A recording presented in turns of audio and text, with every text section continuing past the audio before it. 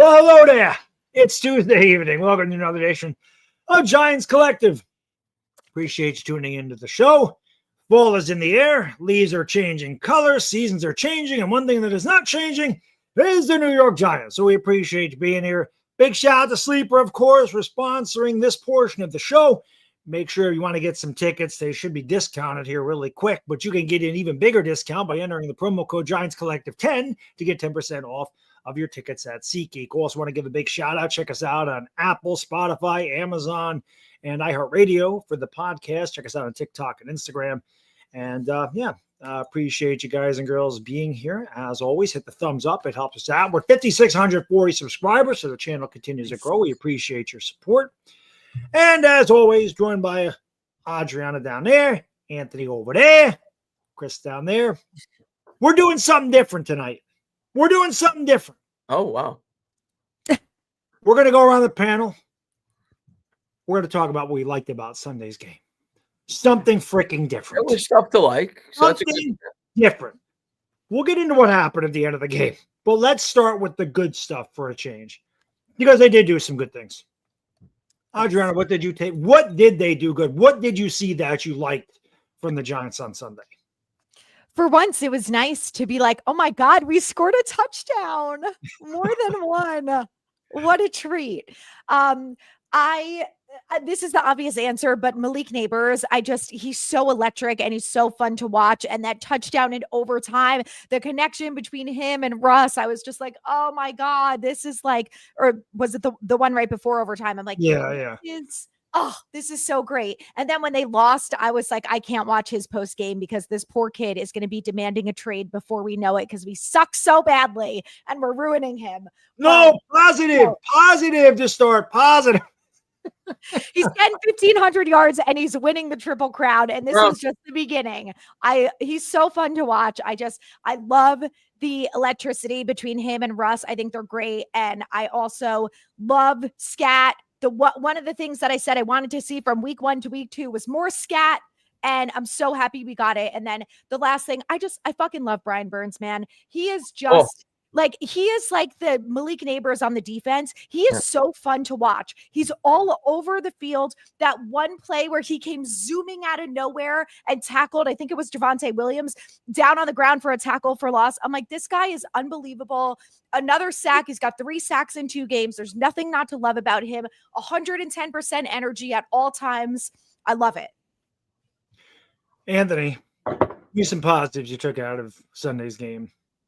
The offense looked great. I mean, Russell Wilson hit the deep ball, the patented moon ball that he throws. It was on full display. I got a lot of criticism from the chat on Thursday's show because I said that Russell Wilson was going to hit a bunch of deep balls and the offense was going to put up points against this Dallas defense. You hit on that. You seem to agree with me. I was right, and I'm happy about that. And it was a really fun game to watch. It ended in a heartbreaker, of course, but focusing on the positives, I finally had fun watching a Giants game. It's been a long time. Even that Colts game last year where they did put up points, that wasn't fun because that was hurting our draft pick. So it's been a while since I've seen the Giants in a competitive game that mattered, going toe-to-toe and battling in a shootout. So it was a fun time. I think that the offensive line played a pretty good game outside of the first drive and James Hudson, but I'm sure we'll talk about that when we get to the negative portion of the show. But really, the playmakers, Wan'Dale Robinson with a career day, Malik Neighbors with a career day, Russell Wilson arguably with a career regular season day. And there was a lot to dislike about the defense, but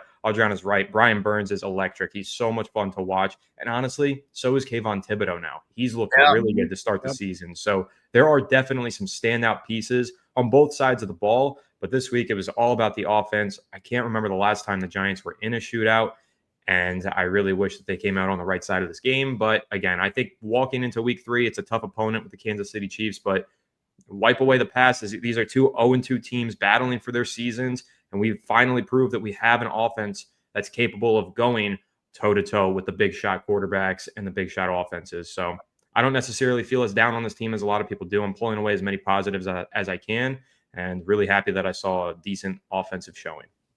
Chris, you and I did the game together. Yeah. We did have fun for a lot of it. It was an exciting game. What were the positives you took away from Sunday's game? Yeah, I mean, at the end of the day, the sport's about wins and losses. So I'm not going to. No, I don't want to hear that crap. We're going to get. We have 15 minutes to talk about. I'm going to get to the positives, and I actually think there were a lot of positives to take out of this game, mostly on the offensive side, as has been discussed. But I also got to reel myself back in, and at the end of the day, the team still lost. So and they lost the game that they absolutely shouldn't have lost, and we'll get to the negatives. But the positives from that game. Anthony hit it on the head on Thursday, like he said. I remember he said that. I'm like, there's no way Anthony's going to be right on this, and he was. Russ Wilson hit on several deep balls. He was phenomenal. Wan'Dale Robinson. The thing is, I don't know if I should think that this is trending towards something that may continue to evolve throughout the course of the year, and maybe the offense is getting it together, or is Dallas's secondary just that bad? It's bad. To running wide open on all these plays. Wan'Dale running wide open up the seam, but regardless, to see Wan'Dale have a much more expanded role than we've seen in recent years, where he was basically just a poor man's Cole Beasley running 3-4 yard routes. They were using him down the field, splitting the seam. Of course, Malik Neighbors, as we've said on this show, I think he's going to win the Triple Crown if he stays healthy. I continue to say I think he's the best wide receiver in football, and you saw it on full display last week. But the guy I got to talk about, I love the 300-pound men. And Marcus Boa to come in there, be the blindside protector, start to finish, and you barely called his name. I think that is, for me at least, is probably the most encouraging thing to come out of this game, at least long-term. When you're thinking about building an offensive line long-term, Giants may have found themselves a piece there on that offensive line, and I think he played so well. I know his PFF grade wasn't spectacular from what I read. He played well, especially being thrusted into a game that he wasn't expected to start. I think he played so well that when Andrew Thomas comes back, you have to find a role for this guy on this offensive line, whether it means shifting Illuminor to the guard or putting Bo there. He's got to be a part of this offensive line. I thought he was terrific. Also mentioned the special teams, Baddog. I pointed out to you several times throughout the game because we're not accustomed to that. The Giants severely outplayed the Dallas Cowboys in terms of special teams. The Giants consistently had 10 to 15 yards on the Cowboys in terms of starting field position. They did a really good job there. So I think there were a lot of positives to take out of this game. Unfortunately, we're going to hit on a lot of negatives as well. But, yeah, I mean, the offense came to life, man. You got to give credit where it's due. The team put up 37 points. And I went into that game saying on Thursday, the Giants, I thought that the offense would look better, I said, but I didn't think there was any chance in hell they'd be able to win in a shootout with Dallas. And I had my doubts that the Giants were going to be able to keep pace with Dallas because I respected that offense. I thought they would score in the mid to high 20s, low 30s, and I didn't think the Giants could do that. They did that, and they should have won this football game. So I was very pleasantly surprised, as I'm sure a lot of people were, with the output from the offense this week. Yeah, I'm like the most negative guy. So, when I thought I was mad after week one. I was just fuming in the post game after week. I'm pissed. I'm so sick of losing. We've had these types of losses before. Remember when Dex jumped off sides? Remember that one? Remember when Eggum dropped the pass against the Eagles? It's like, why does this happen to the Giants? But somewhere along the way, after my post game and then after the video Monday afternoon, I'm like, I want to focus on some good things because for once they did do some good things. I love Russ. I love Russell Wilson. I'm a big Russell. I'm happy for him. I'm happy he had a huge game. You can talk about Dallas's defense being cracked, and it is, and they didn't have DeRon Bland, and it's a bad defense. But we don't always throw for 450 yards, even against a bad defense. Russ was hitting the moon ball. Russ played really well, without question. That pass to Malik Neighbors, under pressure, in double coverage, threw a dime. Malik Neighbors had his face mask ripped off. Didn't matter. The only problem was, I told Chris to celebrate it for a second. I go, there's too much time because Aubrey can kick the ball a mile. So I was scared. I love Scadaboo. Scadaboo ran angry. Scadaboo had that big run. Jackson Dart came in there. That kind of threw the defense off a little bit. I thought Kafka mixed it up a lot. I put that on Twitter. People like, oh, he just threw a lot of deep passes. That's not genius. I'm like, I didn't say it. I thought he did a good job. They had to force this. Nah. The game against Washington was bland. He mixed it up this time. We threw screen passes. We brought Jackson Dart in. We ran an RPO. We threw the ball deep. We threw slants. They did a bunch of different things in this game.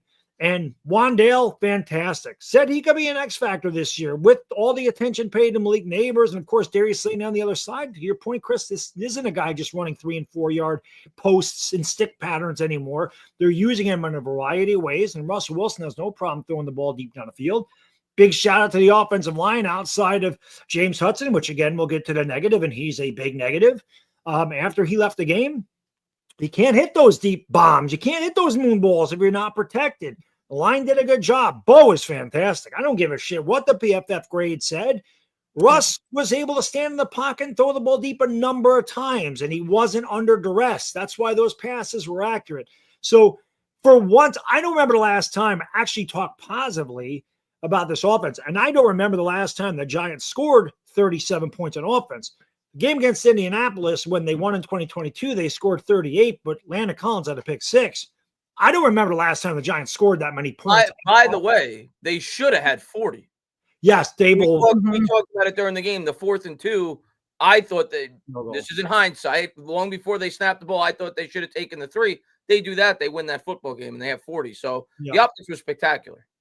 Yeah, the offense was really good. So, I mean, I just we don't usually get to praise the offense. We thought it could be better. It definitely did not expect. I don't care if they're playing Dallas's defense or not. You know, a lot of times we play defenses that are bad previous years, and they look like the 85 Bears against us. And, you know, if the Giants could ever just find a way to freaking win a game, that was a game that they should have won. Unfortunately, it didn't turn out that way. But I wanted to kind of change the vibes a little bit because maybe they – it's hard. I don't like moral victories. I'm not a participation trophy guy, but – you hope they can build off of that. The Chiefs have been in 3 straight Super Bowls, but I said before the season started, they don't look the same. They're coming back to the pack, and I'm not saying we're going to beat them, but they're beatable. Where you asked me 2 years ago, we have no shot. So it's our home opener. Hopefully the fans turn out. Hopefully they support the team. Hopefully we find a way to win. Now, well, and also imagine if they were coming off like a Commanders type performance going into the Chiefs. This is a completely different conversation. We're talking about everyone getting fired, like everyone sucks. So I know, like, I agree with you on the moral victory thing, but the biggest takeaway that I had from this game was the fact that they went from game 1 to game 2, and there was a drastic increase in performance in everyone on the offensive line except for James Hudson.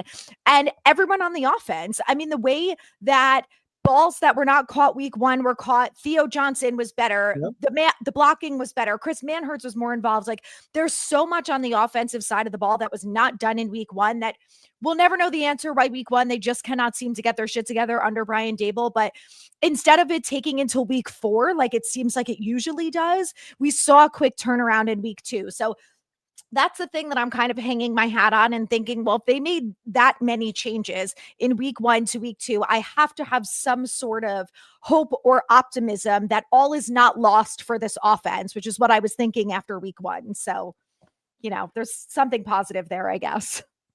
Okay, now the moment everybody's been waiting for. We have 47 minutes to talk about the bullshit that happened at the end of the game. So, Anthony, have at it. What did they do that was terrible in this football game? I'll definitely rip into Shane Bowen and the defense, but I actually want to go back to the beginning of the game because, like Chris said, they didn't take their 3 points when they had an opportunity. But on top of that, the start of this game felt somewhat similar to the Commanders game because they got into the red zone a couple times to start the game and somehow squandered each of those opportunities. I think they started 0-3 in the red zone. I think they finished the day 1 for 4 from the red zone. But those first 3 red zone trips, they walked away with 6 points because they didn't end up taking their points in one of those trips. Could have been 9 points, but 6 points in 3 red zone trips is unacceptable. So I'm going to obviously put the majority of the blame on the defense. A lot of the blame has to go to the coaching because I think when a team has 160 yards of penalties, there's just a lack of discipline from every single positional unit. They had holdings, they had defensive holdings, they had special teams holdings. There was problems all over the place in terms of the penalties. So I think that it's more than just the defense to blame. Kafka's red zone play calling still a suspect to me. The touchdowns that they scored were Russ moonballs. He was hitting deep shots from way outside of the red zone. He can keep doing that. That's what he's built his career on, but they still need to work out their red zone offense. I'm happy that Scadaboo punched it in from the 1 yard line. Don't know why they couldn't have figured that out in Washington, why they threw the goal line fade to Marcus Bowe. But again, there's still other things that need to be improved on. The red zone offense needs to be better, and generally the team needs to be more disciplined, not have so many penalties. But then there is the big topic of conversation, which is Shane Bowen's defensive play calling at the end of the game, which was just a joke. I don't know what he was thinking. If you ask me, every single time I would much rather force Dak Prescott to throw one of those Russell Wilson moon balls over my head and try and beat me that way. Dak Prescott, I know that Giants fans and really NFL fans like to rip into this guy. He hasn't had the postseason success, and I understand that. But he is a top 10 quarterback in the NFL in the regular season, year in and year out. He's been an MVP candidate several times in his career. And what he's so good at, standing in the pocket and taking what the defense gives him. He'll throw it into some tight windows. He'll make some ballsy throws. He'll obviously throw some picks as well. Drew Phillips got one. But when the defense sits back on Dak Prescott, he will pick you apart. So dying embers of the game, you need to get a stop. Fourth quarter, seconds remaining, and you're going to let him pick you apart. That's just a fundamental problem from the defensive coaching staff. I don't know what they were thinking. You have to get after Dak Prescott in that situation. If there's one thing Dak Prescott doesn't do well, it's play under pressure. Sometimes it gets a little erratic when he's under pressure, and he forces some of those errant throws, like the one that Drew Phillips picked off that I just mentioned, and like when he was throwing and hucking and chucking deep bombs on Thursday night last week against Philadelphia. Philadelphia had the right idea. Let's get after Dak Prescott, force him to beat us deep. CD obviously dropped one, and then another one went incomplete. But that's the game plan. It was literally on film a week ago, and the Giants clearly didn't do their film work. Instead, they sat back and let Dak Prescott beat them, get the Cowboys in the field goal range, and kick a deep bomb from Brandon Aubrey, who, honestly, that guy is AI. He is not real. I don't know how he does what he does. That kick looked like it could have been good from 72 yards. That man's unbelievable. That was the exact number that I said the bad. Yeah. That's what it looked like. So I think the whole ending of the game was frustrating, and really, I think it comes down to a lack of a fundamental understanding from Shane Bowen. He clearly didn't do the film. He wasn't aggressive. And when you think back on the Giants' defenses from past years, if you think back on Wink Martindale, how he closed out games with pure aggression, the Giants would have gotten after Dak Prescott if Wink Martindale was the defensive coordinator there. So it sucks, Giants obviously burned the bridge there, and now they're stuck with Shane Bowen, this ultra conservative defensive coordinator that doesn't seem to have his finger on the pulse and just sits back and lets quarterbacks beat him. It reminded me far too much of that 2015 season. If you guys remember, the Giants were constantly getting into shootouts, but they couldn't close out a single game. I think that was Spagnuolo's final season with the team. Game all over again. Yeah. Right. So that's what it felt like to me. It was super frustrating. And you just got to hope that Shane Bowen learns from it. But this is just kind of who he is. So I'm not sure he's going to learn from it. This is just kind of the coordinator that he is. And I guess the Giants offense better prepare to get into some more shootouts and win them this time. There was a crazy stat I saw that field goals of 60 yards or more in the fourth quarter. I think it's NFL. I think it's the game. It wasn't the end of the game, whatever it was. 3 for 42 against the rest of the NFL. 3 for 3 against the Giants. 3 for 3. Elliott had one of 61 yards. Gano had one where the Panthers got 5 downs, and then they kicked a field goal that was 63 or whatever it was. And then, of course, this one to tie it at 64. I think I actually read Baddog. I think I actually read Baddog that there was 4. Yeah. And the Gano one wasn't included in that because when he made it, there was still 1 second on the clock. Oh, so gotcha. 4. Yeah, I think. Yeah. Whatever. It's just a crazy stat. I was blown away when I read it too. Insane. They don't miss against us. Chris, we did the game together. What were the things that were bad about the Giants?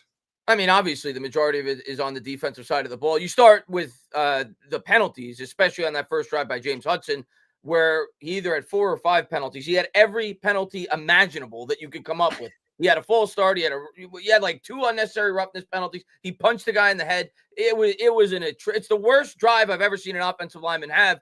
And that was one of the greatest drives I've ever seen a quarterback have that didn't result in a touchdown because he was put behind the 8 ball so many times throughout that drive. He threw for 95 yards on that opening drive because of all the penalties that James Hudson committed. And we started off the drive, if you remember, with a penalty on special teams after Gunner returned it all the way to the opposing 30. So the Giants came out completely unprepared, and I think that's partially to blame on Brian Daboll. But at the same time, like James Hudson was just out of control with some of the penalties that he was committing. So I was happy to see that Daboll had a quick hook there at least and got him out of the game. But I think you have to start with that in terms of a negative. I mean, you couldn't have gotten off to a bad start in terms of being prepared for a football game. And somehow Russ was able to overcome that on that first drive, and we were still able to get some points on the board. That may have been his best drive of the game. I know he hit a lot of moon balls, but for him to do what he did on that drive after all the penalties that Hudson committed was pretty impressive. But then obviously the majority is going to be on the defense. And Shane Bowen specifically, as crazy as it sounds, as bad as the defense was overall in this game, the first half, the defense wasn't that bad. And I actually think there were some encouraging signs from the defense in this game. The pass rush, like we were talking about, looks like it's getting better. And Dexter Lawrence isn't even fully clicking yet, right? I know he's a little bit dinged up. I don't think we've seen the real Dex yet.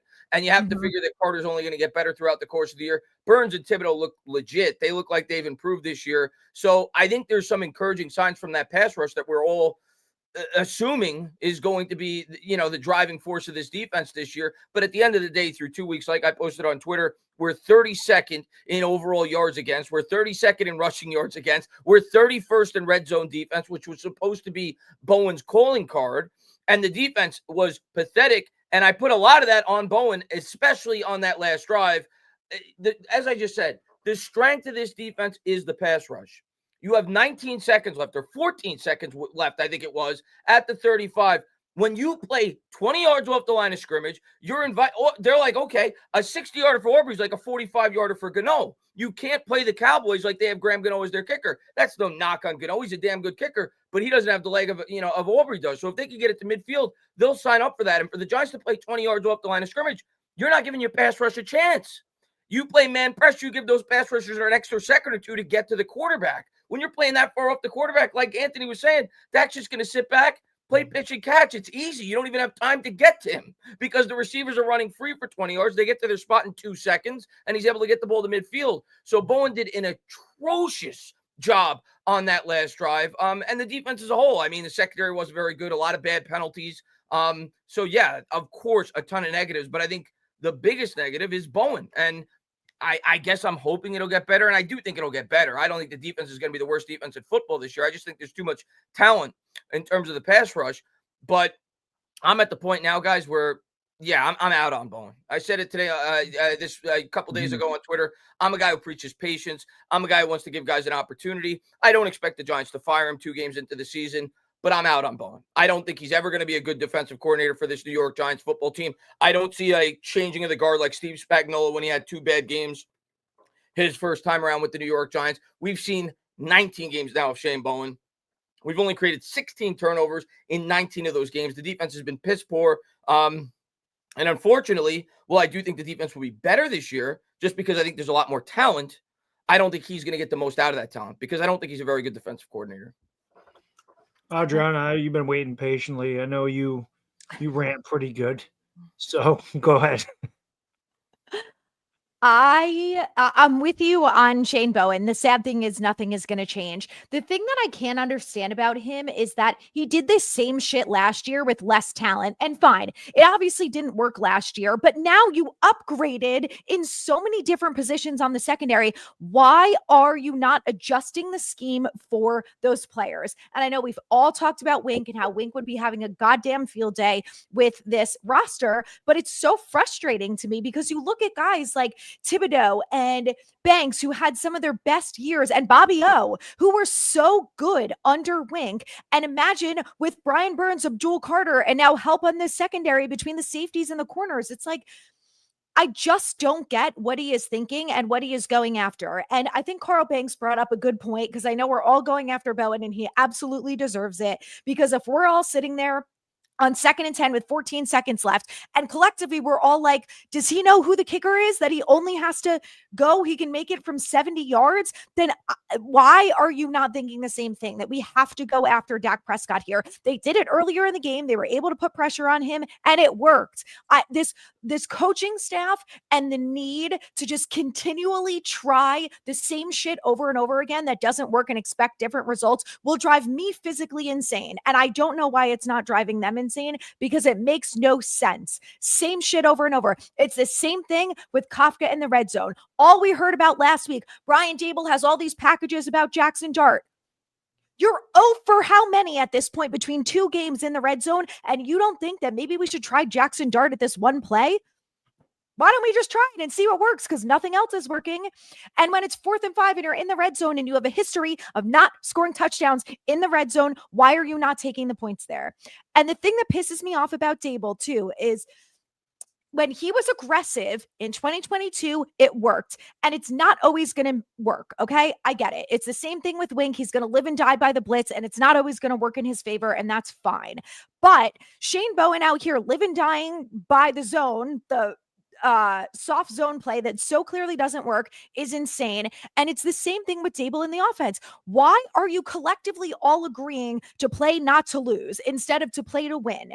Get points on the board against Dallas. You went an entire 3 games for the season opener 3 years in a row of not scoring a goddamn touchdown. You obviously can't do it against the Commanders, and you're struggling against the Cowboys. Why, when it's 4th and 2, when it's 4th and 5, are you not kicking the field goal? You have Graham Gano. It's not a 70-yarder. It just doesn't make any sense to me that at that point they're like, well, let's try something different here and let's just get the points on the board because obviously we're not having success in the red zone. Or let's try Jackson Dart. Do the handoff to Scatterbo. I don't get it. It drives me insane. And it ends up leading to the same thing over and over. It's exactly what Shane Bowen did. He played scared and he decided, well, we're just going to play in soft zone and we're going to see what happens. But Banks, the point that I was going to make before I got sidetracked was Carl Banks brought up a really good point and said there was absolutely miscommunications between the defense. And he thinks that on that 2nd and 10, that one of them, or maybe it wasn't that play, it was the Pickens touchdown, where Newman went the wrong way and was covering the wrong guy, which is why he wasn't on Pickens. And I guess he was supposed to be on him. But Banks was also saying, you've got a 4th string linebacker in there at this point, and it's towards the end of the game and you guys are trying to win. You should be over communicating, and someone like Javon Holland should be in Bozeman's ear every second saying, go here, do this, follow this, like take my lead, whatever, that he should have been over communicating with him. And I think that's another thing that leads to things like all of these penalties. It goes back to the undisciplinedness. There's a lack of detail, and was apparent in a multitude of different ways. Obviously, the penalties are part of it, but I think something like this, that either Javon Holland didn't know that he was supposed to be communicating with the new guy on the field who's been here all of 3 days, or that the coach wasn't saying to him, or someone wasn't in his ear saying, hey, this is what's happening. We need you to do this. We need you to do this, et cetera, et cetera. Like, I know you just got here, but help us out here. And that's the stuff that is so, so frustrating. It's like the same shit over and over again. It's unbelievable. And I will never get over the fact that Bobby O looks like a shell of himself compared to what he was 2 years ago when he was one of the best linebackers in the NFL and was incredible for this Giants team. And I'm like, what is happening? Bowen don't use him correctly. You know, it's funny because when Garrett was here, I used to say Garrett played prevent offense. That was what I used to call it, prevent offense, because it prevented you from scoring. It was so conservative. And when the Giants get in the red zone, it's like they tighten up. It's like everything clinches up and they play scared. They're not aggressive when they're aggressive outside of it. They were aggressive all day outside the red zone, but it's like they get in there and they're pressing. It's like they know they can't score, so they start to press. You squeeze the ball a little bit harder. You try to catch, your concentration goes away. You're thinking, I gotta catch it. You drop it. These things. But yeah, the defense was terrible. And to all your points, Shane Bowen's got to go. Bobby Okereke does look like shit. That's because of Shane Bowen. He was one of the best linebackers in football when Wink was here. It tells you Bowen don't know how to use these guys. Can you imagine Wink if he had Abdul Carter and he had Brian Burns and he had Javon Holland and he had Paulson and Debo and he had, can you imagine what he could do? The fact that, and Adriana, you touched on this, you don't know who their kicker is. That tells me you're not prepared. You don't know who the kicker is. The first play on that drive, they rushed Dak, and it was almost a fumble. They got there, they hit his arm, and they had to review it to see if the ball was going forward. Why? And then the next play, you're 20 yards off the guys. You completed for 18 yards. They're in field goal range right there. Why would you change? Make him make a throw under duress. I said before the game, if we play that soft zone against Dak, he's going to destroy us. And that's what they did. I don't know, man. That's if Dak Prescott throws one over the top and they get a touchdown from 80 yards away or whatever the hell it was, 70 yards away, you tip your cap. but I would much rather die with my damn boots on. I'd rather die on my feet than live on my knees, because that's what Shane Bowen does. He lives on his fucking knees. He's scared shitless. Dude, you're trying to win a game. You're not playing not to lose it, because when you play not to lose, you're going to lose. Another thing with the Giants that really pisses me off, their tackling sucks. And as much as we want to blame Shane Bowen for this shit, he has a lot to do with it. He can't tackle. I don't know what it is. Chris, what was the one play with Williams where we thought he had him bottled up for a 2-yard loss? Carter missed him, Okereke missed him, and then he went for 40 yards down the sideline. I still love Abdul Carter, and I never want to come down on a rookie 2 games in, but that was a massive missed tackle. No missing him, though. How about Newman on the touchdown? He totally whiffed. Yeah. I mean, this Giants defense, I think it was Adriana that mentioned, the communication sucks. This is coaching. These guys are not prepared. How do you not know where to go? How do you not know who you're covering? Come on, man. These are not all rookies out there. You're veterans. This guy should have his team ready to go. They should know where they're supposed to be. They should know who they're supposed to cover. They should know what gaps they're supposed to fill. They should know how to fucking tackle. There was another play, Bad Dog. I remember you called it out during the game. It was a run play off the edge, I think, and Javon Holland's angle on that play. Oh, his angle was awful. Oh, it was Newman. It was Newman. It wasn't Holland. It was Newman. Yeah, when they did the replay, Newman had a bad game. He was running almost a straight line when the guy was going towards the sideline. He just blew right by him. So, yeah, there's little things throughout the game that you're like, oh, my God, man. If they could do those things a little bit differently, they could tackle a little bit better. That's why we lose, though. Take better angle. We easily win this football game. Yeah. And it didn't help that we had 160 yards of penalty. We had 105 yards of offense in that first drive and kicked 3. It got 3 points. Yeah. If Wandale scores a touchdown, it counts because it was after the play. That sent us back to the 17. It's these we're missing by this much. Yeah. And they just have to find a way to win a game like they did in 2022. They found ways to win. So when they got in those situations, they knew how to do it. This team doesn't know how to win. If they could have won that game and been 1-1 going into the game against Kent, we would have been, hey, sick. Look at us. The defense has to improve, but we won. We beat Dallas. We finally beat Dak. We finally won in the big D. We finally got it done. Russ was great. Malik was great. Wandale was great.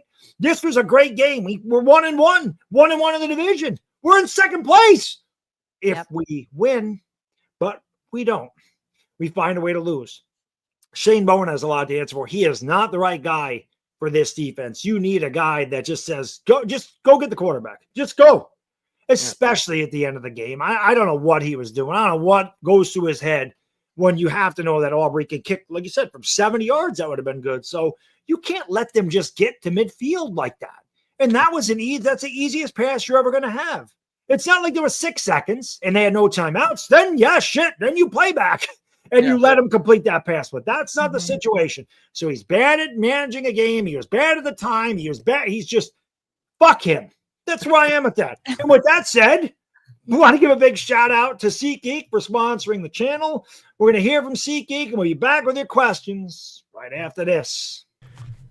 What's going on, guys and gals? You looking for a fun activity? You want to get out of the house? You need something to do? Are you looking for a great gift idea? Well, if so, look no farther than the sponsor of Giants Collective, which is SeatGeek.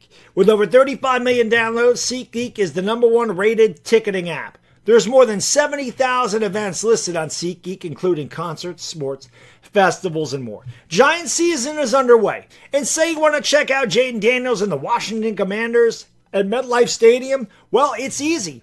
Just go to SeatGeek, scroll around, look for the tickets that you want, and SeatGeek's going to have your back. Each ticket is rated on a scale of 1 to 10, so you know you're getting a good deal.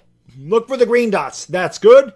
The red dots, well, it's not so good. Plus, every ticket is backed by their buyer guarantee. And of course, I have a code for you guys. You can use the code Giants Collective for 10% off your next set of tickets at SeatGeek. That's 10% off any tickets with the promo code Giants Collective. Make sure you click that link in the description to download the app and have the code automatically added to your account so you can use it later. Thank you, SeatGeek, for sponsoring Giants Collective, and let's go Giants! Let's go Giants indeed. Want to give a big shout out to Sleeper. Sleeper sponsors this portion of the show. Big shout out to them. You can have a lot of fun with Sleeper. I know that I have had a lot of fun with Sleeper. It's pretty much just picking over under on statistics with players. You have to bet, or you have to pick a minimum 3. I don't even know what the maximum is, but there's a lot of fun to be had there. You can play daily fantasy, MLB, college football, college basketball, WNBA. They're adding soccer and esports. 1,000 times payouts. You can do it within 30 seconds. Make sure you click the link in the description if you want to play along with Sleeper, test your football knowledge. You get a 100% match deposit bonus all the way up to $100. Just enter that promo code HMA and get that, because who doesn't like free money? I like free money. It's good stuff. Let's get to some of these super chats. Nico, thank you, brother. Frustration and pure anger, rage set aside. Every year the Giants win a game they have no business winning. It's a vulnerable Chiefs team, and the home opener is that one. Yeah, I'll start. And my brain tells me, don't even go there, Chris. Don't go there, Chris. Don't get your hopes up. Especially a Chiefs team that's 0-2. You have to figure the league wants Pat Mahomes to stay relevant and keep the Chiefs in it this year.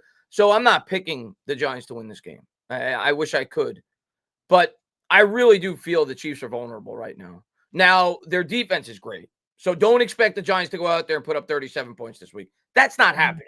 That is not happening. If you watch that Eagles-Chiefs game, the Giants are going to struggle on offense this week. They have to be smart. They have to be able to come up with crucial third downs, but I don't expect a 37-point onslaught by the Giants offense. That being said, Pat Mahomes can only do so much with the offense he has, because they don't got a lot right now, and they are vulnerable on that side of the ball. I could see this being a good rebound game for this defense. We'll see if Shane Bowen blows it, but I think I actually think the Giants are going to keep this game competitive. I don't think they are the Chiefs of old, and I do think, at least at this point in time, they are vulnerable. I don't think the Giants are getting blown out, and I think this game is going to be within a touchdown. I think it'll be a competitive football game this Sunday. I really do, and that could be the homer in me, and I wouldn't be stunned, of course, if the Chiefs win by 21 plus points. But I really do feel this Chiefs team is not the Chiefs of old. I do think they're somewhat vulnerable on that offensive side of the ball, and I think the Giants defense is going to keep us in this game this week. We can't have 160 yards of penalties against the Chiefs. No. We had 500 yards of offense and 160 yards of penalties against Dallas. Can you imagine? I mean, that's just insane. Insane. Yeah, that Chiefs offense isn't good. Their offensive line isn't good. Travis Kelce is old. There's no Rashee Rice. Xavier Worthy, what the hell is that? Worthy, right? No, what the hell is that? Yeah, no, you're right. Worthy. Oh, it is right. It was in my mind. He's like the one guy you really got to be careful of on the pass. He's like the one big play guy. And He's of course, out. Mahomes can do with this. Oh, he's out. I didn't even know he was out. So he dislocated his shoulder on like the third okay, play. I didn't even see that. So they don't even have him. They are vulnerable. They are beatable. Giants got to find a way to win this game. The Chiefs have definitely come back to the pack. They found ways to win these games last year. They're not winning them this year. And yeah, we're not putting up 37. We're not having 500 yards of offense. But if we don't screw this up, like you said, Chris, this should be a rebound game for the defense if our defensive coordinator doesn't. He probably will. Should have left him on the tarmac in Dallas. Age 50. Thank you, brother. Do you think this team is headed in the right direction? I know he lost, but it was fun to watch. Loved all the TDs. When we do get the W, it'll feel so good, and I still believe. What do you guys think?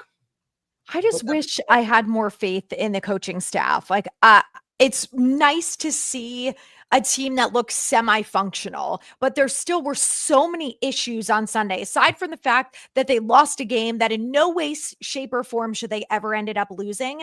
But between that, the scared to play to win on all of the coaches and the penalties, I'm just like, I think they can keep it close against the Chiefs. I do. I just, if our coach was McVay or LaFleur or Shanahan or Andy Reid or like literally anyone else, I would be like, I have confidence that this team, that they're going to figure it out and they're going to turn it around. But I just don't feel that with Dable. And I want to be wrong so badly. It's year 4. Enough is enough. Figure it out and start winning football games. But it's just, you look at yes, there was a lot of good that we all talked about, but there still was so much bad. And unless they can fix that up as quickly as they seemingly could fix up the offense, I just don't know. I think they have a chance against the Chiefs. I think the Chargers is going to be super tough. I think the the first game they probably win realistically is the Saints. And it'll be great, but it's week 5.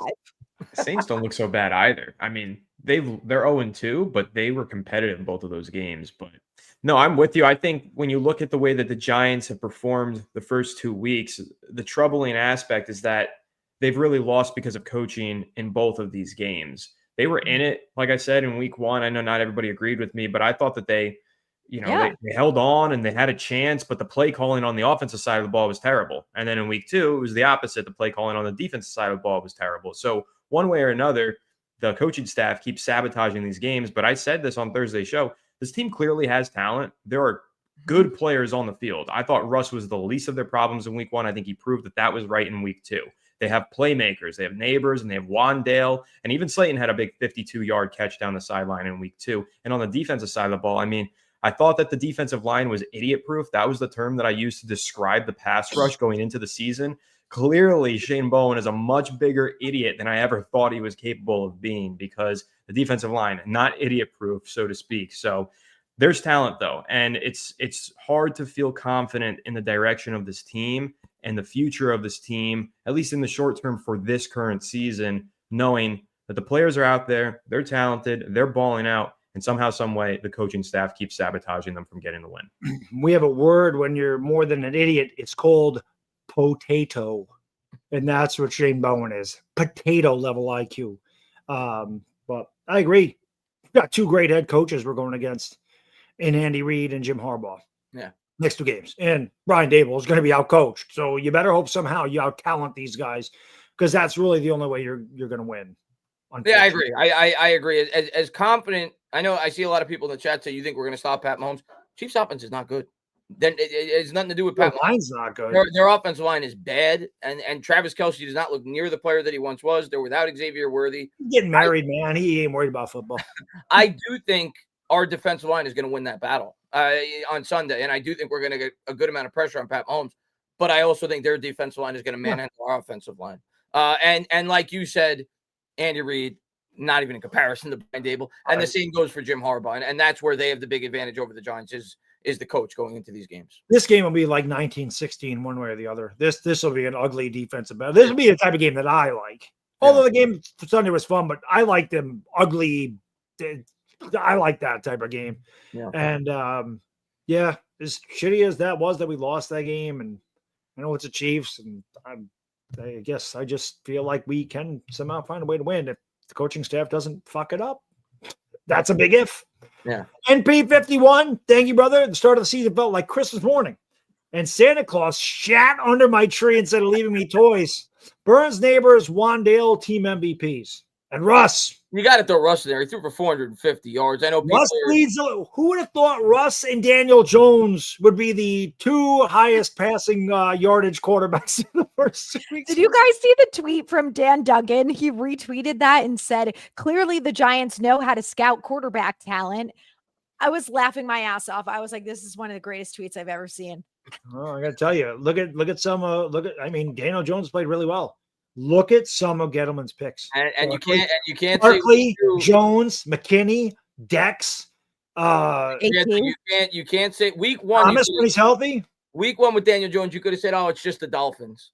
The Broncos might have the best football. Nick is my starting quarterback, and their defense is so good. They have a legit defense, and for Daniel Jones to look this good, and it's only been 2 weeks, but for him to look this good 2 weeks with the Colts makes me doubt that Brian Dable is as good of a quarterback guru as people made him out to be. Agreed. The only thing I'm going to say, I'm not trying to just rain on his parade or anything. I saw a stat that said that Daniel Jones was thrown to his first read 92% of the time in the first 2 games. So I'll wait for a larger sample size before I really believe that he's turned a corner. Well, they must have figured out some way to get his first read open then, because it wasn't open here. Well, Shane Steichen is a quarterback guru. I think that's what we're learning. Like Chris just said, I think, this is further proof that maybe Dable is not the quarterback guru. I think we look around the league and we see other guys with that label, like Shane Steichen, and what he's able to do. Even if he is just getting the first read open, that's incredible. And also the offensive line is helping. And then you look at Kevin O'Connell and the success that he's had with a rotation of quarterbacks. There are quarterback gurus in this league. And the more we see, the more we see around this league, I think the less the less that label certainly applies to Brian Dable. He also has a much better offensive line there too. Let's be honest with the Colts. I think, and he has good weapons, and he has a coach who believes in him. I think after 2022, when we saw whenever those issues started with him and Dable, I think there was no coming back from it. And regardless of what they tried to do, they tried to fix the O-line. They brought in Malik Neighbors. They did whatever they thought they could do. But I think there was no repairing that. And I think, we saw it with Dable and Wink. The issues that him and Kafka had with the play calling, he seemed like he was not that thrilled after the Commanders game when he was asked why Abdul Carter, Kayvon, and Burns only played 8 snaps together. Like, I don't know what goes on in that building, especially with the coaching staff, but I very much believe that Brian Dable is a my way or the highway type of guy. And I think once you have some sort of issue with him, there's no coming back from it. And I think that's exactly what happened with DJ. I think when he went over there, he's got a coach who is not only a very good coach, but someone, again, who wanted him with the Vikings, wanted to help him, did whatever he could. And now he goes to the Colts and he's in a good situation, the right one for him. Daniel Jones even mentioned that the Vikings did things way differently, and they helped him out a lot, even though he didn't even play. Again, it's just when you watch players leave this organization and then become better, and Barkley was great here. Barkley became the best player in the NFL. McKinney was great here, and McKinney led the league in interception. I mean, it just goes to show you everybody leaves. Julian Love became a Pro Bowler. Leonard Williams hit another level. Right. Will Hernandez hit another level. Like, what is going on here? How about Ben Bredesen, Ashawn Robinson? The list goes on. Neal, wherever he goes next year, he won't miss a game, and he'll be a Pro Bowl level tackle. Watch. Jalen Hyatt, too. Yeah, Hyatt will be. Hyatt's going to catch on somewhere and have 160 yards against us. They should trade him to the Chiefs on Monday. They should.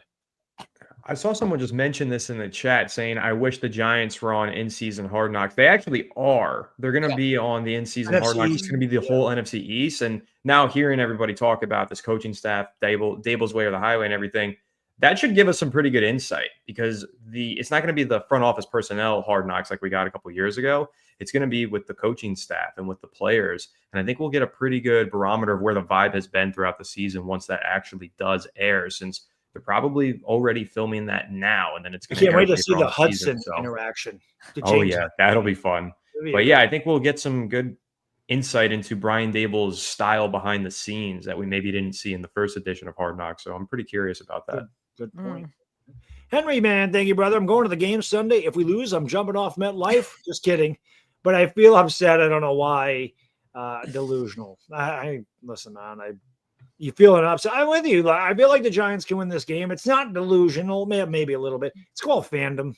It's called fandom. I can't tell you how many times at the end of a game I get on here and scream, I'm done. Why do I bother? I can't do that. And I do it every week, because after I'm pissed off and I go upstairs and relax and sleep on it and wake up, all right, on to the next game. It's usually what happens. So, well, it's also they're coming off a game where we saw an offense that was outside of the penalties was functional. They scored touchdowns. They were able to move the ball successfully. Like, we finally saw a team that kind of played complementary football, and we haven't really seen that in a long ass time.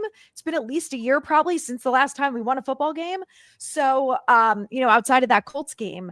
So I think there's a reason to be optimistic, right? Again, from week 1 to week 2, they made a massive jump. If they can do that with the penalties, then there's no reason why we shouldn't, at the very least, be competitive and keep this game close. Agreed. Cole, thank you, brother. Do we completely blow it up if this continues, or does Shane get a new coaching staff? What do y'all want to see happen if it comes to it? It's a great question. You got to get rid of everybody. That's the way I look. It's too early, Cole. I mean, I got to see ultimately, and it's all about Jackson Dart, period. When it cut, for me at least, in terms of the likelihood of them coming back next year. Well, Dart couldn't have done better than Wilson did on Sunday. Once Jackson Dart gets inserted into the starting lineup, I think it'll be relatively early at this point. And maybe it won't be. Maybe they do beat the Chiefs. Well, that Russ talk stopped. Oh, no. There's no way you can bench Russ now. It's not happening this week. Yeah. No way, no doubt about it. But if the team starts 0-4, I think it's very likely it could be week 5 against the Saints. We'll see. But ultimately, I think them coming back is going to live and die with Jackson Dart. If Jackson Dart goes out there and he looks incredible, even if the team only wins 4 or 5 games, if they start 0-4 after they insert him into the lineup, they're coming back. If he looks bad and the team wins 3 or 4 games, they're likely that they're going to be replaced. So for me, it all comes down to Jackson Dart. I think that their job is going to depend on his performance this year.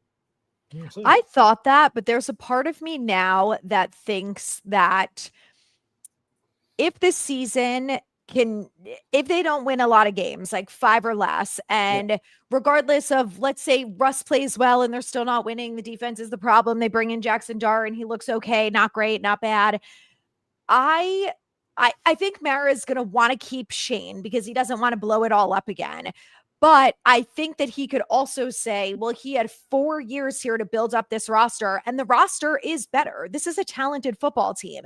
It's the coaching that's not taking it to the next level. So if they win 3 games again and they have the 2nd overall pick, well, I don't care about Jackson Dart at that point. You fire everyone. I think you fire everybody if you have the number 1 or number 2 pick, because the job's never going to be more attractive to another GM or head coach. You have a high pick. Like you said, there is some talent on this roster. So I think if it gets to that point, I think they blow it up. Now, if they have the 6th pick and Jackson Dart looks really good, I think they're both coming back. That's where I stand. Cruise on. Thank you, sir. We might be the worst tackling team in the league. It's ugly. It's very ugly. It's just everybody gets extra yards after contact. It's like we don't ever bring them down. First guy never brings them down. And those are the little hidden yardage things that 2nd and 7 is way different than 2nd and 11. It's something that simple.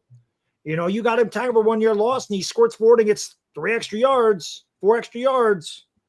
That's way different. And they got to tackle. That's just basic. Again, we can sit here and criticize Bowen, which he deserves every bit of it. But if he can't tackle, they have to tackle. Yeah. Chislow. And that's been an issue since before Bowen too. Bowen it's not getting better, which is a concern, but it's been happening for years. It doesn't matter. Like I remember under Graham and Betcher, it was like, why is it so hard for people to tackle? That's your job. I think it's because our practices are too soft. I don't think they learn how to tackle. I think that has a lot to do with it. I really do. I don't think they practice hard enough. Now I'm not there. I don't know. But there's a reason. They don't tackle until preseason. So, but other teams know how to tackle. That's why for me, it always comes back to the coach. And I'm saying like during the year though. I don't think I don't think they practice it. I really don't. They have 1 padded practice a week. And I would guarantee it's like what we saw during training camp, which is no tackling. Yeah. So, I mean, Chislow, thank you, brother. So where's their Shane Bowen fire news? It's time. It's there. Wesley Steinberg put it out today. They fired him. Did he? Yeah. Wes is a legend. Did you know he said Daboll's had enough and he fired Shane Bowen today? Wes put it out on Twitter. I should have seen that coming. Yeah, I didn't realize he posted about it. Yeah, Wes posted it. So when Wes puts out a tweet, you know it's real. I'm good friends with Wes. I know who Wes is. But, I know you do. You do? Yeah. Wes is fantastic. He's a subscriber of mine. He's the best. So it's not Pat Leonard. No. It's just a football fan. It's not like a reporter or anything. Yeah, he's great. We love Wes. Yeah. Shout out Wes Steinberg on Twitter. I have to post about him every free agency and say, ignore everything that comes out of this account's mouth. It's not true. Yeah, I love it. I think it's hilarious. Oh my God, we just signed Joe Burrow. I'm like, oh my God. Yeah. I know you did not believe that. Our buddy Wes is great. H50, thank you. He says, I agree with Adriana said, I retired. I agree with what Adriana said. I retired from the military. First thing they taught us on day 1 is pay attention to detail and work as a team. This team needs to work on that. Of course.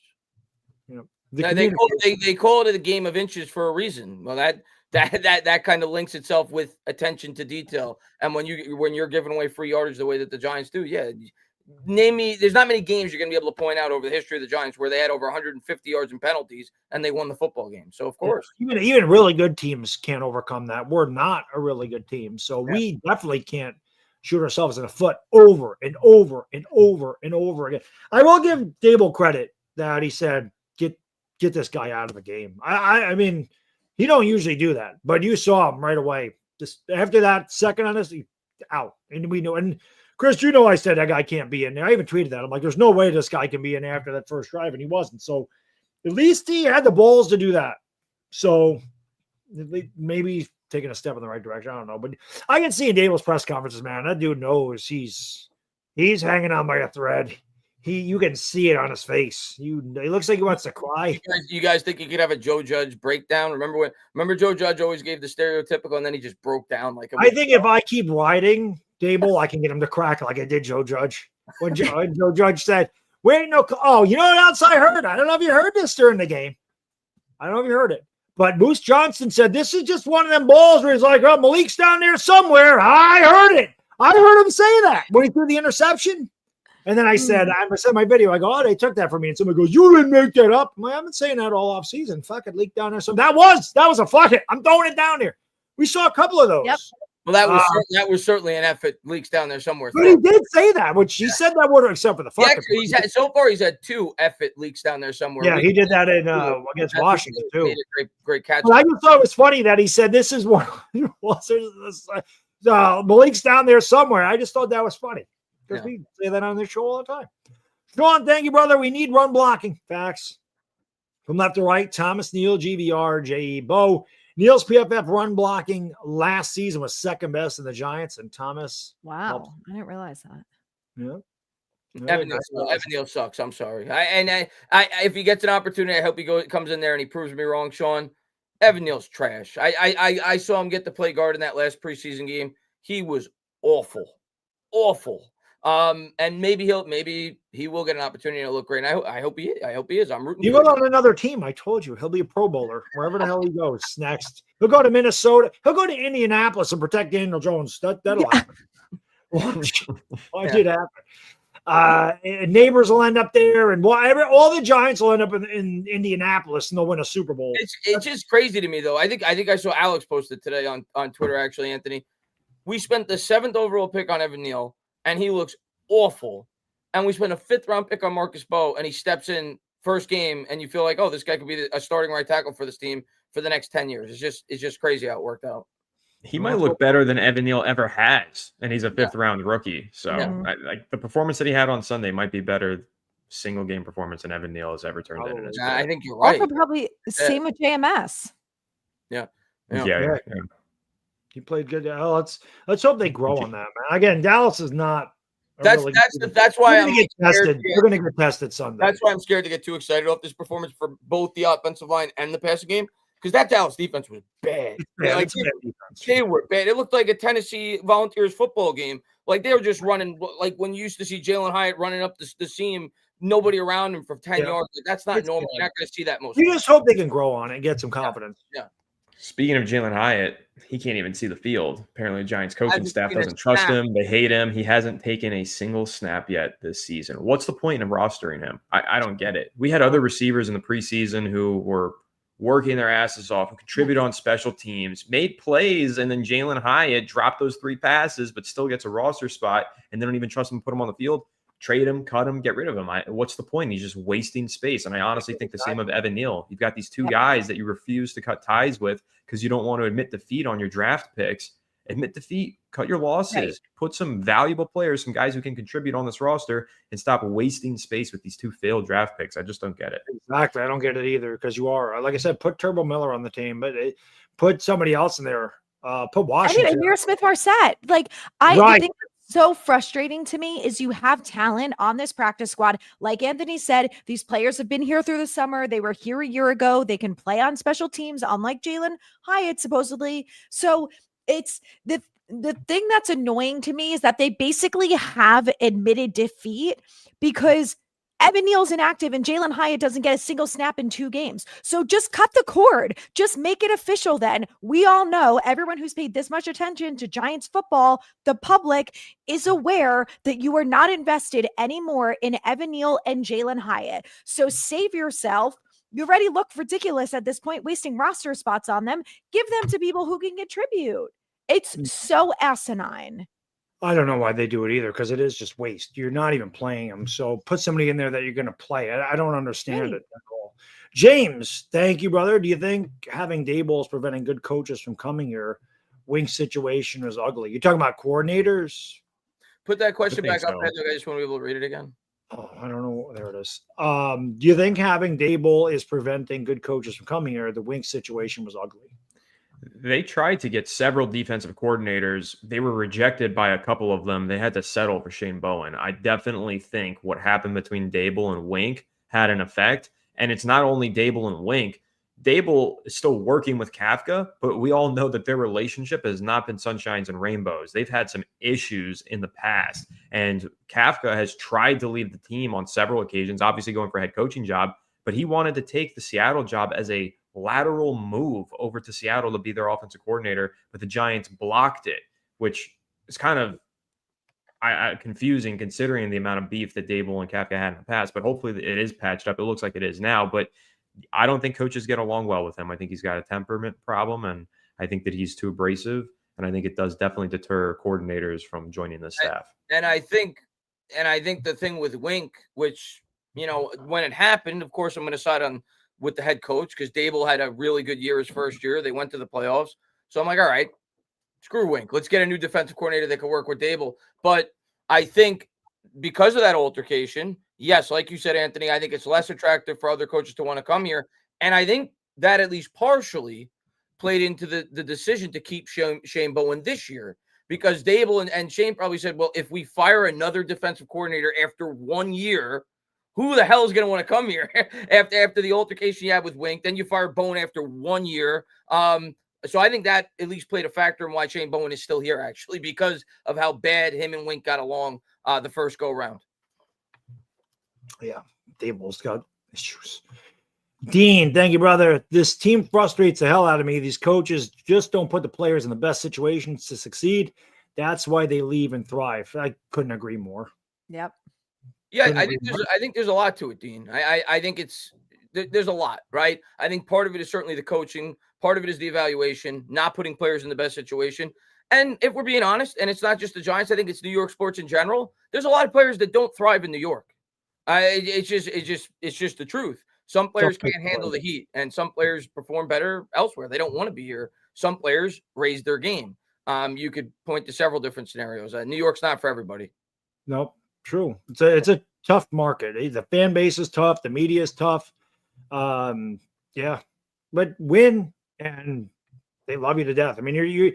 That's why I say with us and the Eagle, like Giants and Eagles fans really butt heads a lot because I always say the fan bases are very similar with the way they cheer for their team. They will love you to death when you win, but man, you lose, you play bad. They're going to let you know. So I swear that New York and Philadelphia are very similar in that aspect. Of course, Philadelphia is disgustingly filthy in their fan base. They're a bunch of potatoes and whatever else you want to say about the Eagle fan base. There's a lot of bandwagoning that goes on over there, but the real Eagle fans and Giants fans are very similar. Yeah, I'm going to disagree with you, HR. I mean, I'm not making excuses for the players. The players suck, period, end of story. I'm not putting it on, I'm not blaming the New York fans. We're passionate. We love our team. But he says there's no damn heat for football in New York City. I completely disagree. Daniel Jones got booed 3 plays in his last year with the New York Giants. Evan Ingram got booed constantly before he even took the field at some of the Giants games that I went to. Eli Manning got ridiculed his entire career. He won 2 Super Bowls for the organization. People were burning his jerseys. Baddog was at the game. I was there.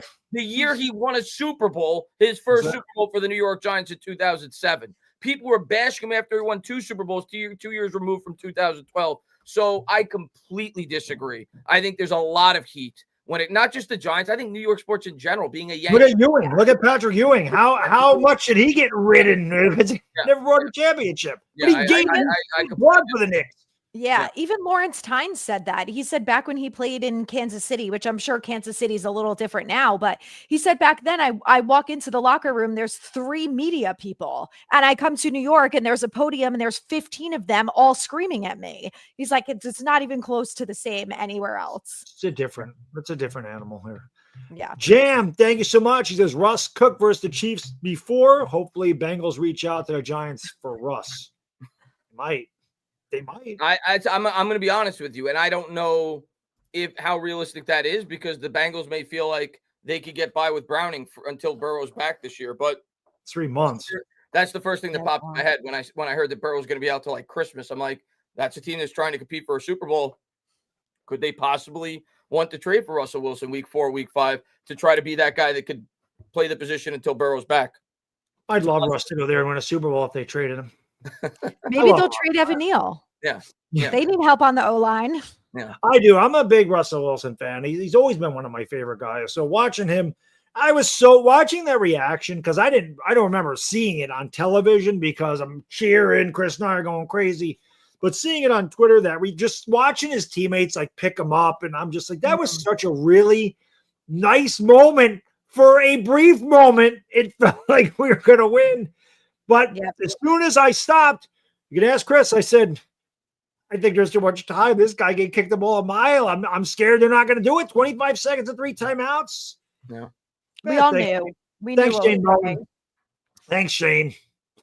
H50 Pharaoh, thank you. He says, we're in the same situation with the Cowboys next time, and we score the last touchdown with 30 seconds. Do we go for 2 points so they need a touchdown? I don't think you can. Somebody mentioned that on Twitter, and if you miss, the field goal wins. So I don't think you can do it there because there's no way you can't do it there. Complete agreement, Bad Dog. The mistake, and again, it's hindsight. Like if he picked up the 4th and 2 and Scatterboo caught the ball, we would have been like, great decision. Yeah, sure. But the mistake, and I think the debatable moment was what we talked about earlier when he elected not to kick that field goal on the 4th and 2 when the offense was kind of struggling at that point in the game. At that point, Bad Dog, it's not like there was like a minute 10 left in the Titans game. It was 20 seconds left. Like you have to trust your defense to be able to keep them out of field goal range at that point in time. Yeah. You take the point. The first play he pressed. Yeah. And they got to him, and they had to make sure it wasn't a fumble. His arm got hit. So again, make him throw the ball under duress. If he beats you, you tip your cap, but don't sit back and let him have it. Make him earn it. Yeah. Especially when Jake Ferguson already had success in the middle of the field earlier in the game. They couldn't cover him earlier, but now with 20 seconds left, they're going to magically do it right. I don't know what the hell went through Bowen's head. Again, I don't claim to be some analyst. I'm not breaking down film. I don't know. I don't know the ins and outs. I'm not an expert, but I watched football for 43 fucking years, and I think I know who the opposite players are. No, this guy, I don't watch Dallas, but I know Aubrey can kick the ball a mile. So don't let them get to midfield because he can reach from there.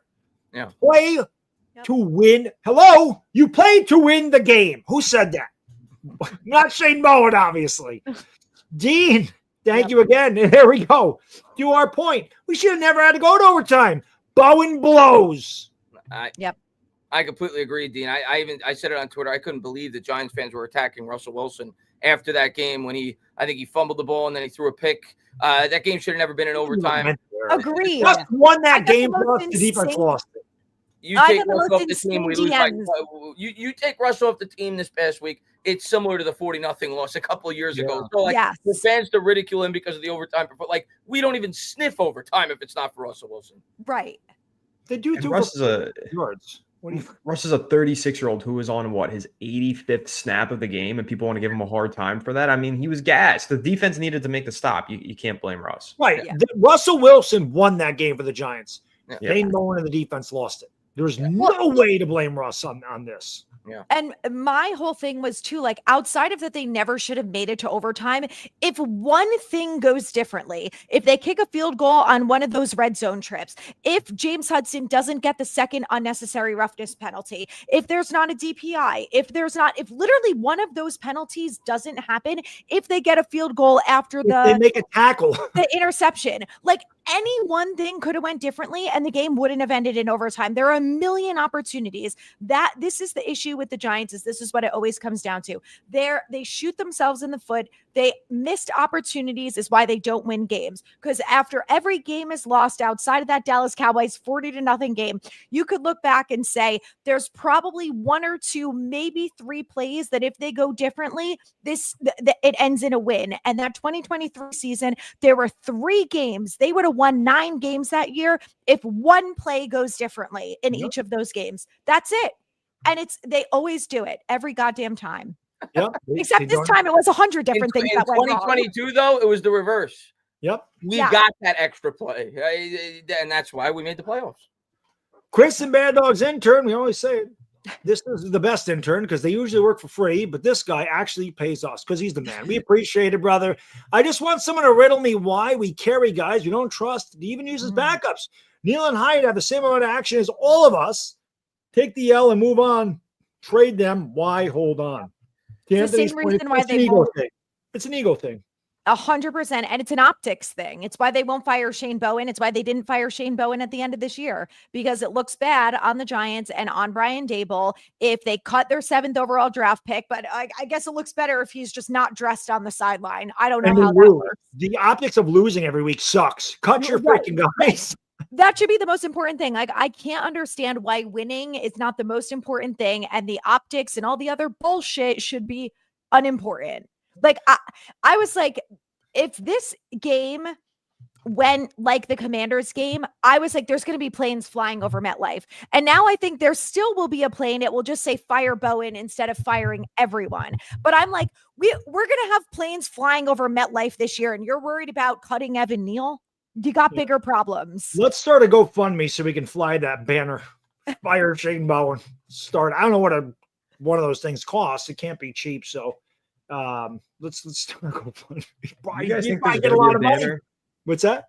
Do you think there's going to be a banner? Home opener, week 3? No, do you think there's going to be a banner? Not that early, but I think at some point the thing is, I don't know. So many people are pissed about Shane Bowen. I would not be surprised. You might be right. But it was quite a trend last year, too. Yeah, I think this year, I don't think this year you see, maybe at the very end of the season you see it if the season goes awful. But I think people are still going to give the Jackson Dart era a chance before they completely revolt. Let's see. Yeah. John, thank you so much. He says, I just don't see the NFL letting the Chiefs go 0-3, especially Mahomes just sneezing towards him as a 15-yard penalty. When does Dart start? 0-3 season's over because their defense can't tackle anyone. Week 5 is probably my guess. If they do go 0-4, it probably would be week 5. If they're 1-3, I think they. Yeah, you got it. You can't get close to Mahomes. They will call a penalty. It's like Jordan. Like if you breathed on Jordan, it was a foul. Yeah. It's the same with Mahomes. You can't touch him. You can't look at him. It's like what was it? Spinal Tap with the guitar. Don't even look at it. I'm gonna tell you what, guys. Look at it. I'm gonna tell you what, guys. I'm thinking about our schedule because we're bringing up the next 2 games. We have no chance against the Chargers, and my Super Bowl pick is looking better and better. That Justin Herbert, man, he has elevated himself now to that upper. He's got to do it in the playoffs. Well, and I think he will this year. But Quentin Johnston looks like a different receiver this year. He's catching bombs. He's not dropping the ball. Lad McConkey. Keenan Allen looks like he's 5 years younger. And they haven't even gotten the ground game going yet. The Chargers are a problem. I have a lot more faith we have a chance to beat the Chiefs than the Chargers. But I just happen to see in the chat. Thank you, Lloyd. He says, Baddog, your rants are legendary. It's part of my charm. My rants are part of my charm. And I think that people found me because of the Daniel Jones blow up. And then ever since then, because again, I always say when I did, like people will literally, they'll DM me and say, we need a rant. But I'm like, I don't do it I'm like, I don't plan these. It's just the way I feel. If I ranted every time something bad happened, it would lose its luster. So it's just, that's why I do them right after the game. I want my raw emotion. And then when you see the video the day after, I'm much more calm when I just break down the game. But that, the last 2 games, the last 7 years, let's be honest, really pissed me off. I just want to win. As much as I hate this team, I love them to death. You don't follow something for, the Giants have been part of my life for 43 years, man. That is a long time. Since I was 8 years old, they have been a massive part of my life, and I am attached to them, and I love them to death, and I've seen them win Super Bowls, and I know how good that feels.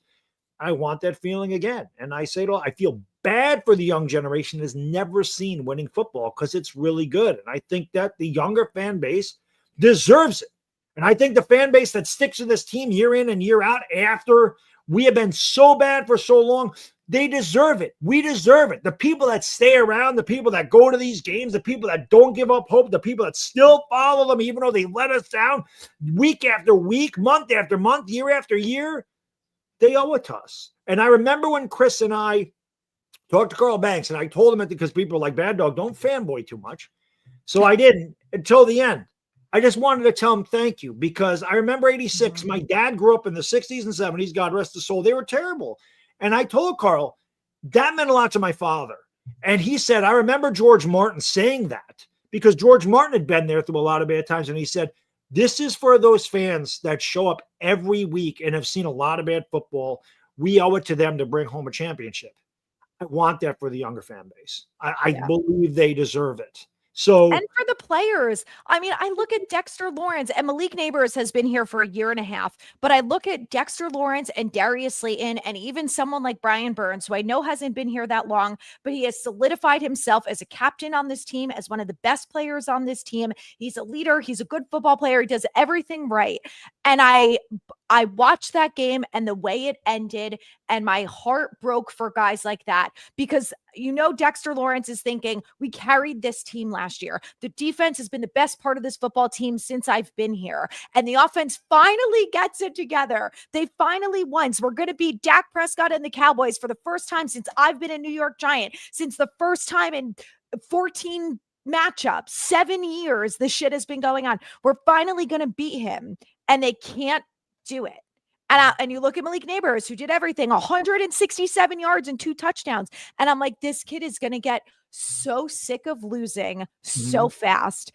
And we're going to lose him. I don't think we're going to lose him. And maybe I'm a huge Neighbors guy. I think he's a Giant through and through. I don't think it's going to be an OBJ situation. I think Neighbors is here to stay. But I'm worried like a little mentally that he's like going to give up. I get it. Ultimately, it's going to come down to, can we get a long-term quarterback, and can we figure the head coaching situation out? But I love Neighbors, man. I love the attitude he brings to this team, because he's a leader already. For me, vocal already. He gives up is even though he's vocal and he's professional about it. He still gives off the vibe, to me at least, as a team guy. Like, he's about winning. He's not a me guy, in my opinion. He's a team guy. I'm such a big Neighbors fan, man. The more I get to watch this kid, he's my favorite player in the league. I love him. Since we're not doing anything with Jalen Hyatt, cut him and bring in Odell Beckham. The hell with it, because I'd rather him sit on the sideline as a guy that's been there and could help these young guys out than Jalen Hyatt ain't doing shit. At least Beckham could give him words of encouragement. Right. Bring some excitement back to the family. The wide receiver coach. Odell Beckham has as many snaps this year as Hyatt does. Why not? SPP, our guy from across the pond. Thank you, brother. Happy Collective Day. Carter jersey first game. Wilson jersey last game, and he balled out. Not sure who to wear. Wear a defensive guy. Somebody. Anybody. Do you have a Shane Bowen jersey? Maybe he'll get some superpower. I just got to do the SPP Williams face every time I see him pop in. But good to see SPP, a regular of the channel. Always appreciate you. It's like 3 a.m. there. You're 1:20 in the morning. It's legendary. We think we're diehards, man. Those guys from across the pond watching this show and weird out. They'll be up watching the Chiefs at 2:00 in the morning, 4:00 when it's over. Hopefully the Giants don't let you down. Yeah. They probably expect that. Get a good nap and get some good food in you and prepare for the worst and hope for the best, I guess. John, thank you, brother. Why do you guys think the Giants neglected the linebacker position when historically they have always had great ones in the past? Bobby O ain't it. I just think their needs are more, and there probably isn't talent at the spots they're picking that are worth the pick. It's the only thing I can think of. Yeah, I would say since they've been here, they haven't really neglected it, because they drafted Micah McFadden, who they believe is the best linebacker outside of Bobby O on this team. And he's been the starter and was the starter all 4 years until he got injured this year. And Bobby O, they brought in, and he was fantastic his first year. The problem is they picked players specific to Wink's scheme, which that was something that they shouldn't have done from the get-go. But Bobby O was really good year one. Last year, not great. This year, I hope he picks it up. I thought it was maybe just the injury that kind of was slowing him down last year. He talked about how like him and Bowen didn't really have the same philosophy, and it took him a while to get on board, but this is a new year and he's ready to go. I don't know, but they did bring in 2 linebackers today. And they also signed Blake Martinez to a big contract. So it's not like they've completely ignored the position in recent years. They haven't necessarily drafted one as early as Giants fans may want, and myself included. I've said I want them to draft a linebacker within the first 2 rounds next year. I think it's that important to have a long-term answer at that position. But it's not like I don't feel like you were getting at. I don't think they've completely neglected the position.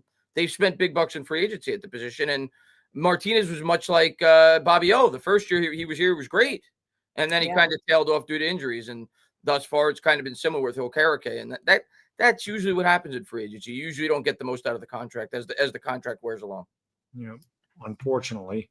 Chris and Bad Dog's intern, thank you so much, brother. He says, I think people should be worried over JD's influence over Leak come contract time. If we're still bad and Washington is still competing, they'll have that combo if they haven't already. Money won't talk when it comes to this team. I'm telling you, man, Washington better win now.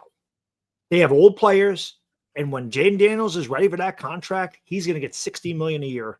And when you're taking up 20% of the cap at that quarterback and you have to replace all those players that are now ready to retire, it ain't going to be easy. Their window is going to be very narrow. I'm telling you, because when Jaden Daniels gets paid, all these guys, your Wagners, your McLaurins, your Debos, they're all going to be gone. Well, you can't. They're not a young team. Leak is going to be demanding a shitload of money, which he's going to deserve, but you can't pay Jaden Daniels and Leak in the same year. They're the same. Contracts are going to be up at the same time. Yep. So, provided Leak stays healthy, the Giants would be fools to let him see the 4th year without a contract extension. I'm just worried he's going to be upset and demand a trade. That's what I'm worried about. I think that's a reasonable worry. I think that's fair to worry about. Yeah, they should do what the Jets did, and they should pay him after year 3, like they did with Garrett Wilson. They have to. If he stays healthy, they have to. Yeah. I think they would have done that with Barkley. Chris mentioned that a number of times. If he didn't tear his ACL, they would have got him. They would have got him. 100%. They would have extended him after year 3 if he didn't tear his ACL. Yeah. Chris and Bad Dog's intern again. Thank you so much, brother. Appreciate it. He says we see it all the time now, especially in the NBA. These young guys don't want to waste their primes on bad teams. They want to win ASAP.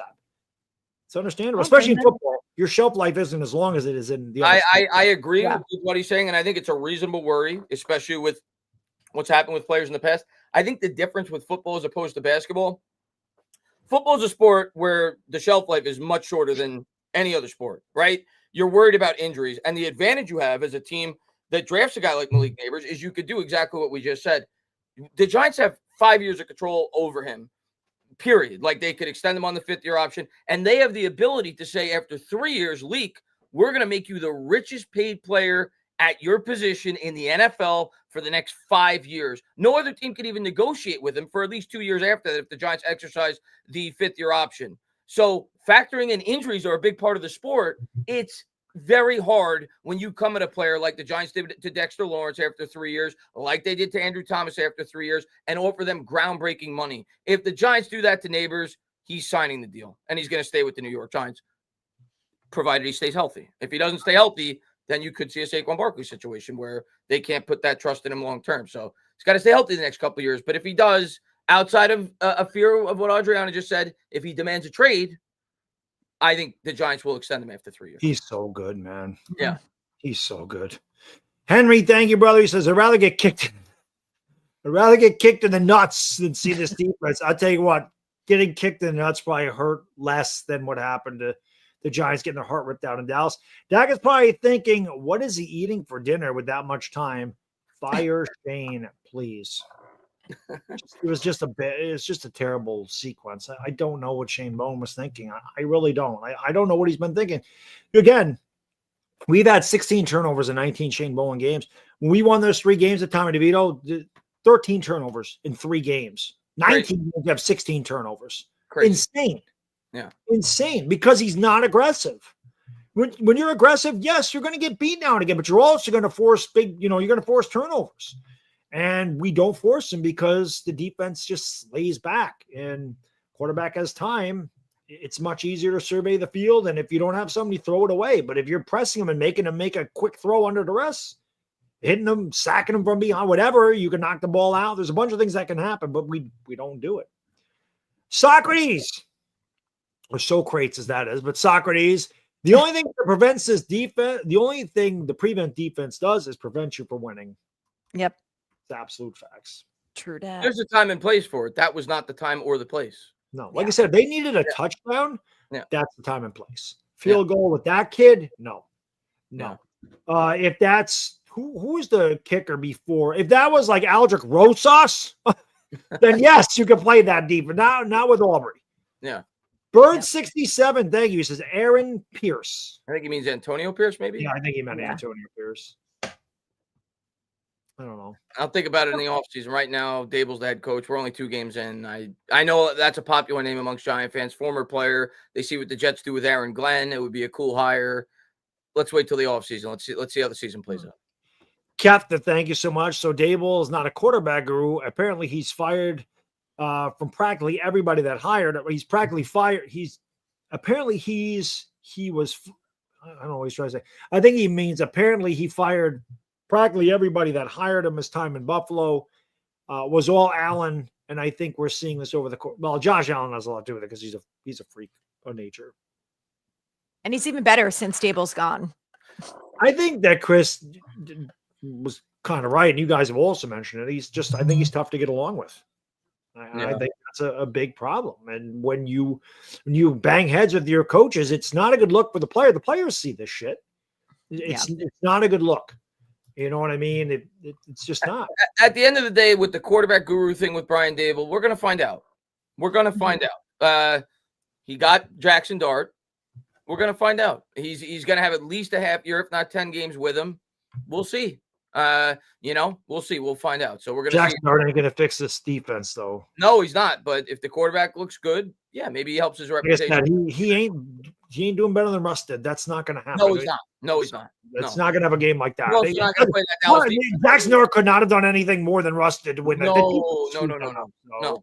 We'll see. That's why I don't get why people are rushing to see Dart. I'm like, we should be rushing to, which I know everyone's like, I hate Shane Bowen. I want him fired. I think we all agree on this. Like the defense has to get fixed first. So I'm like, if that's the case, Russ did everything possible to win you that game. Like we already discussed, like we're not talking about the interception. The interception is not why they lost. They lost because of the defense and the 100 other things they did wrong before that. So I don't get the rush to see Jackson Dart. I'm still like, let's just keep seeing Russ if he continues to play well and worry about Dart.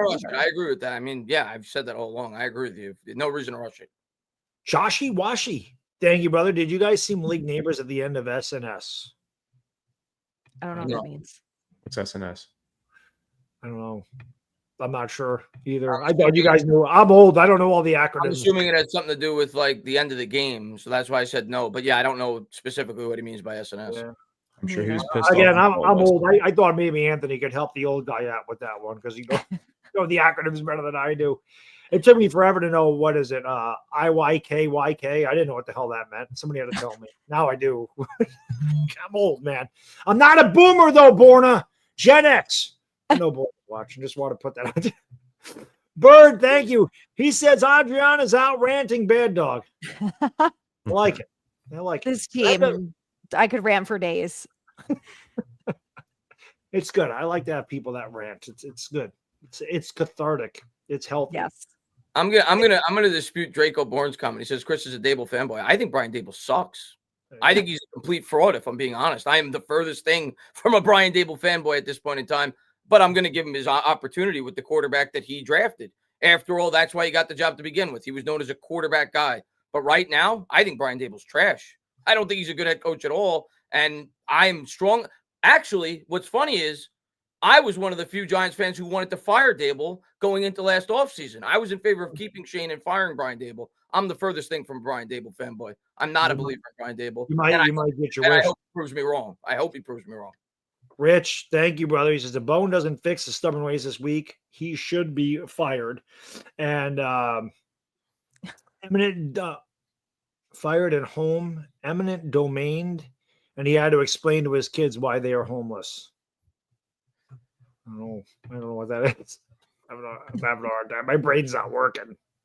But he should be fired. I mean, he clearly the reason we've lost. And there is way too much talent on this defense for it to be this bad. There just is. You got to figure out some kind of game plan to make this defense better. Yeah, Washington, we only gave up 21 points, but they gave up 442 yards and they gave up 220 on the ground. Like, this shit can't happen.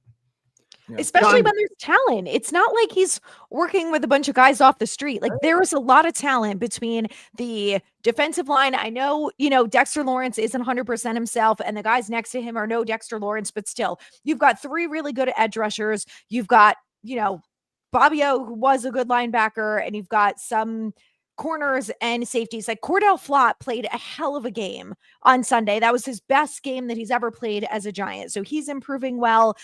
Drew Phillips did well outside of that penalty. He gets the interception, makes some tackles for loss. Holland, Newbin probably had his worst game, but I don't think that's going to continue. Hopefully if they get it together, but I don't think that's an excuse for Bowen to be like, well, I can't do this and I can't do that because, there was blown coverage on this play. Like, that's not an excuse. I've actually, you bring up Flott.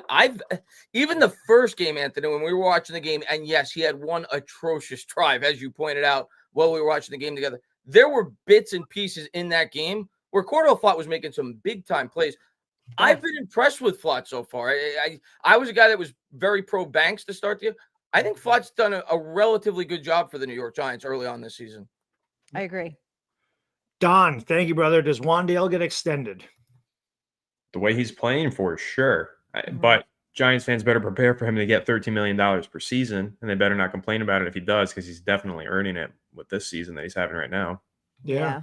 Got a good connection with Russ. And again, they're using it in different ways. It depends, though, right? Because if we fire Shane, which I don't know if we're going to or not, new GM comes in, that's not his guy, so it all depends. But based off the way he's playing so far, obviously it's much more likely than we thought going into the year that, yes, they will stay. If Shane's back, I think it's very likely, if he stays healthy, Wan'Dale could be back with the New York Giants. He's looked fantastic the first 2 weeks. John, thank you, brother. He says, it's okay, Chris. We have the Knicks soon. Thank God. Thank God is right. I can't wait for the Knicks. They better not blow it. The Knicks bench this year is ridiculous. Ridiculous. The Knicks are loaded, man. I can't wait for the Knicks. Better not fuck it up in typical Knicks fashion. Yeah. Captain, thank you again. He says, I was trying to say that apparently he was fired from every team that hired him prior to Buffalo. Gotcha. Sorry. Oh. And that him being a quarterback who was misadvertised to us didn't have enough space for the full didn't have enough space for the full message. Got it. Okay. I didn't realize he was fired from I don't think he was fired from Alabama, was he? I don't know. I thought they plucked him straight from Alabama to Buffalo. Maybe I'm wrong, though. I'm not sure. But yeah. There's problems with Dable.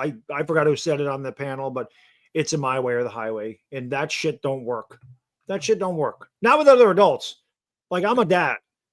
My 8-year-old son, yeah, it's my way or the highway when you're 8. But when you're talking to somebody your own age, that shit don't work. You can't do that to other adults. You can't undermine them and make them look foolish and whatever.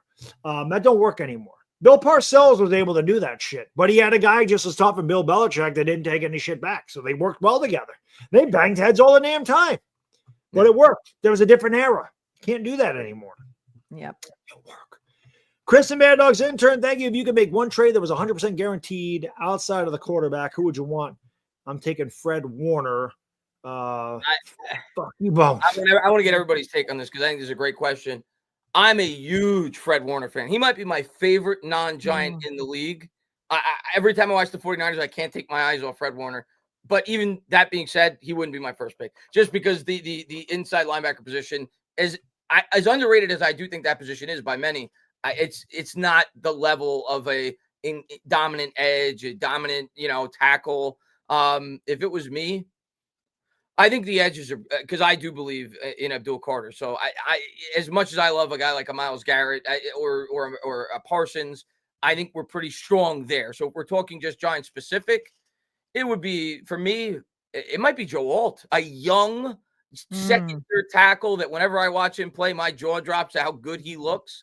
It could be him. It could be an elite young like a Pat Surtain from Denver. Those are two guys I would consider, but I'm going to side with the tackle. I think I'd go with Joe Alt, young. I think trending towards elite tackle. I'm a Tyler Linderbaum guy. I would love to have a really good center. You can run the ball really well with a good center. Tyler Linderbaum, Creed Humphrey, two guys I wanted the Giants to draft. We need the offensive line more than anything else. I know it played halfway decent, but Dallas's defense sucks. And anything on that offensive line is better than, John Michael Schmitz, in my opinion. Who do you guys got? I'll take that Packers safety. What's his name? Xavier McKinney? McKinney? Yeah. Maybe take that guy in Philadelphia. That running back. No, don't. No, I mean, shit. I mean, I mean, he's incredible. Don't get it twisted, but no. Joshy Washy, thank you. Sights and sounds, my bad. He said, Oh, when he went after the touchdown. so he knew. I think we all knew. Doesn't trust his defense. I don't blame him. No, me neither. I didn't. Ask Chris to celebrate for a second ago. That's too much time. Scared. Rich, thank you. He says, I don't think a Carrot K looks bad. It's Bowenisms. That's true because he was way better with Wink. He hasn't looked good though. He looks a step slower to me. And that's not that's in the old 22s. When I see it on Twitter, I saw somebody do a film breakdown of just him specifically. At least game 1. I haven't seen the game 2. He did look a step slower in that Washington game to me than I've seen specifically his first year with the Giants. Okay. Pete, thank you. He says, can you guys rank the 0-2 teams? I don't know them all. I want to see what you guys think the G-Men rank. I think they're I think we're better than the Bears. I think we're better than the Saints. Panthers, Titans. Let's we're in the upper half, that's for sure. But that's not really a brag. What your record says you are. Jets, Dolphins. Definitely better than the Dolphins. Definitely better than the Jets. I'm gonna rattle off the 0-2 teams. You got the Jets, you got the Dolphins, you got the Browns, you've got the Titans, you've got the Texans, you've got the Chiefs. We're not better than the Texans and Chiefs. You got the Bears, the Panthers, the Saints. We're better than all of them. I think we are. Yeah, I think even though I was somewhat high on the Panthers going into the year, they've looked really bad to start the year. So, and the same with the Bears, who I was pretty high on. I think we're above all, like you said, Baddog. I think we're above all those teams except for the Chiefs and Texans.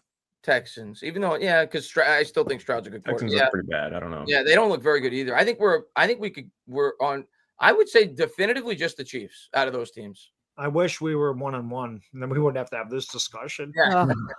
With that said, this one ran really long, so we really appreciate all the support, guys, girls. Amazing supporting cast. The Giants got off to a bad start. We really appreciate all the support you showed the show. Again, if you haven't done so, hit the thumbs up, subscribe, ring the bell. That really helps us out a lot. Big shout out to Sleeper for sponsoring this portion of the show. Again, make sure you enter that promo code HMA. You get a 100% match deposit bonus all the way up to $100. You have daily fantasy, MLB, college football, college basketball, all kinds of good stuff. You can make entries within 30 seconds. If you have an injury, it voids your picks. So there's a lot of really cool things about Sleeper. I've had a lot of fun playing it. You will too. Trust me when I tell you. It's just fun. It's a different way to play fantasy. It's pretty freaking awesome. So check them out. And then, of course, big shout out to SeatGeek, also sponsoring the channel. Make sure you guys use that promo code Giants Collective 10. Maybe the Giants can get it together. You want to go to a game and watch them. I'm going to a game. I'm going to San Francisco. I used it to get my 10% off, and why wouldn't you? So make sure you guys use it. Use that promo code. Check out SeatGeek. Again, check us out on Spotify, Apple, Amazon, iHeartRadio, all that good stuff. And TikTok and Instagram, we're also on that. So with that said, we're going to get out of here, and we will see you Thursday. For John, Anthony, Entertainah, it's Bad Diggity Dizzle, and we'll see you Thursday. Enjoy the rest of your Tuesday. We gone. Peace.